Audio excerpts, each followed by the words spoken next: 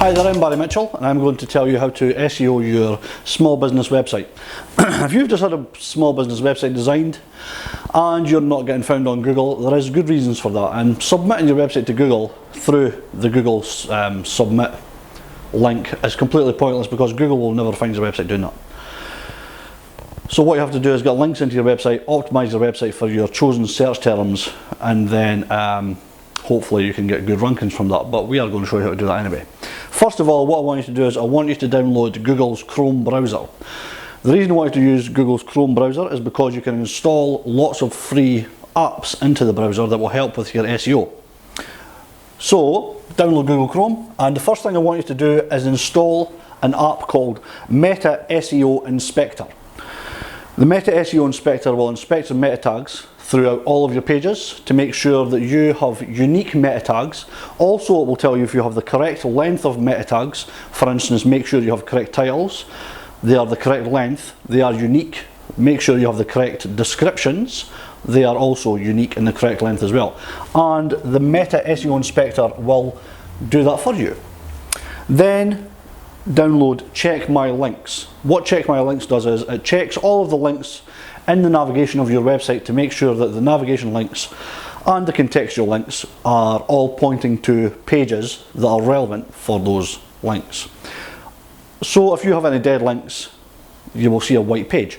Google hates the white pages, which are called 404 pages, and also human visitors hate a white page. It looks like your website is broken. So download the Check My Links as well. And also, Google comes with a spell checker, so if you're using a content management system to maintain your own website, then the spell checker is a must because everybody makes spell mistakes, so use it. Right, a couple of questions to ask yourself is, does Google know you have a website? Because if it doesn't know you have a website, then nobody will be sent to your website from Google. So you have to make Google know you have a website.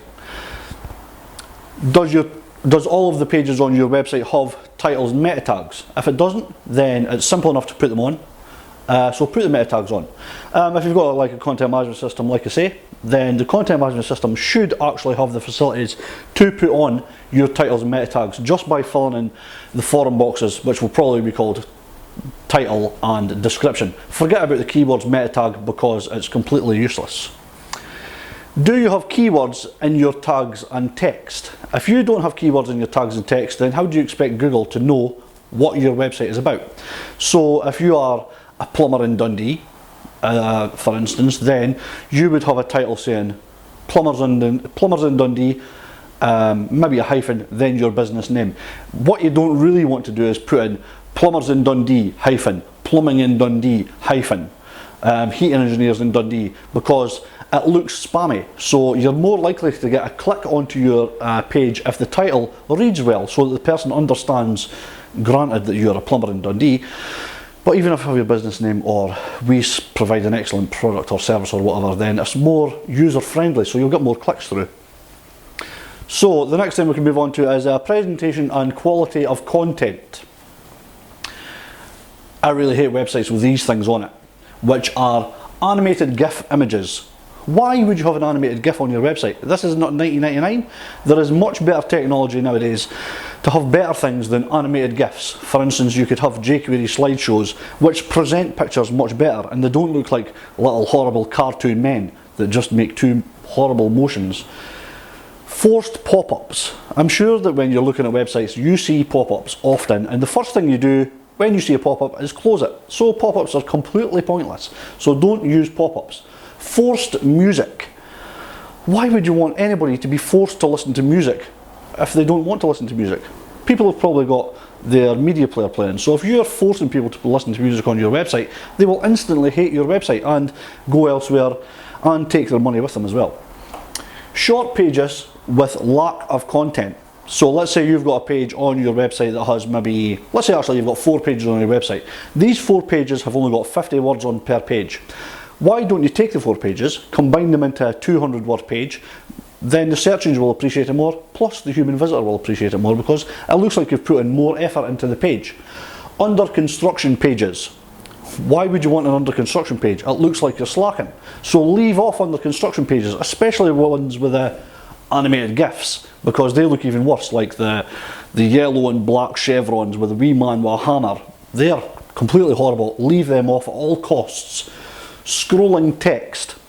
Unless you work in the stock exchange, why would you want to scroll text along the screen? Because nobody will ever read it. And obviously, if it's moving along at like 1 second per length of the screen, people read faster than that, so they have to wait for the rest of the text to come on the screen. Forget about marquees and scrolling text. Crap images, that's a technical term. Don't use crap images. Squashed images, this way and that way, man, they're just so horrible. Get good quality images to show off your products and your services. People will appreciate the images much more, and it will make a better impression on your business. Good content includes well written text. If people can read through your text and completely understand what your business is about, then they will appreciate your text more.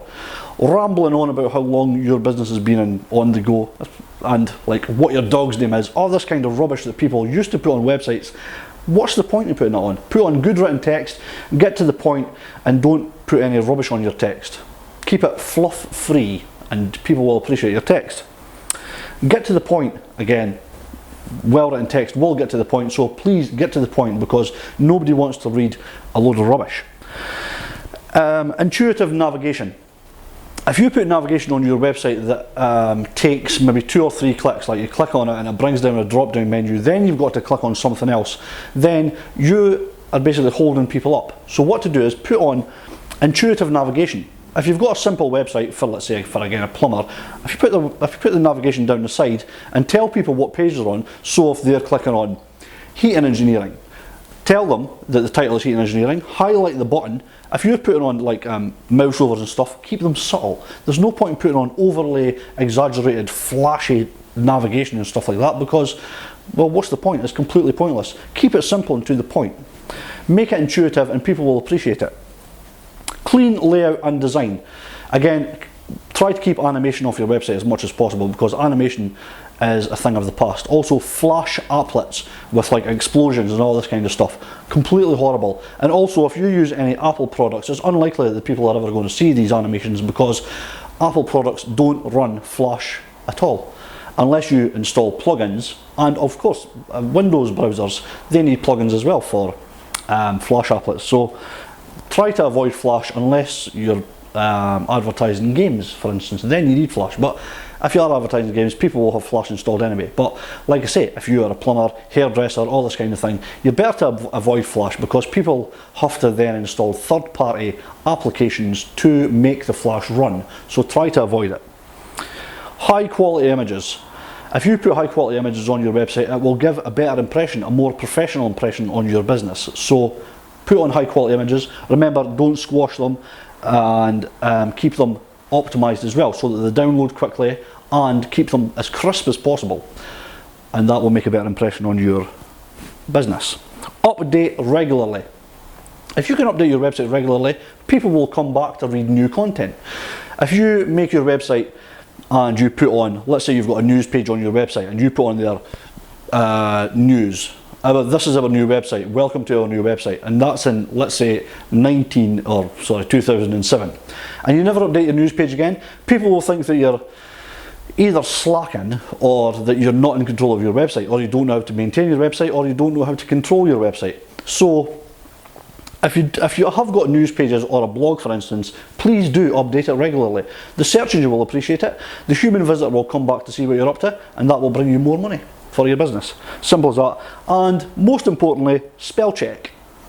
If you spell check, if you remove all the bad spelling from your website, people will appreciate it because they won't find any spell mistakes. If people find spell mistakes, then it's they will think that you're doing things wrong because you're making mistakes on your website. So spell check, please do. 19, or sorry, and you never update your news page again. Things to avoid. Think that you're quick mass links. If you have a small business website and you have just had your website designed and you're trying to get your website found on the search engines, nobody knows about your website. So why would you suddenly amass thousands of links.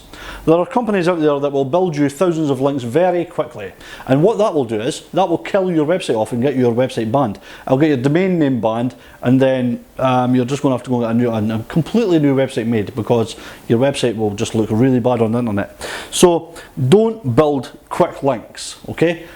Don't amass thousands of links very quickly, because you as a plumber or a hairdresser or the service that you provide, it's impossible for you to get so many links quickly, because the internet is based on sharing information.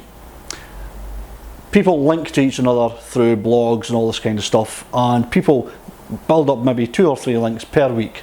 So if you are, let's say again, a plumber, and you put your website on the internet on Monday, by Friday you have 10,000 links. What is so important about your website that it has to amass suddenly 10,000 links? So this simply won't happen. Google is looking out for that all the time. So avoid mass link building campaigns.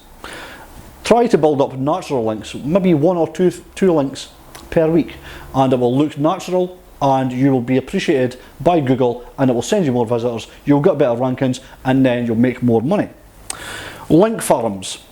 Link farms are places where people, or bad website optimization companies, go and place loads of links onto pages.